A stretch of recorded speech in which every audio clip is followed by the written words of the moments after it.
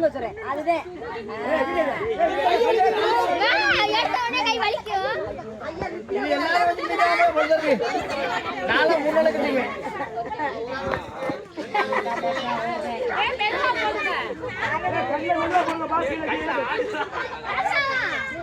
மச்சான் ராமராஜ் மச்சான் மச்சான் ராமராஜ் மச்சான் கொஞ்சம் எதுக்கு உட்கார்ந்துங்க பாக்கறத பாருங்க நிக்க அங்க நிக்கறாங்க சவி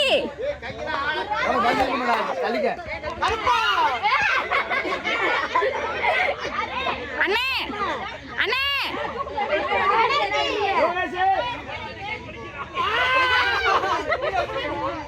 அண்ணே அரமணா நடக்கடா அண்ணே அண்ணே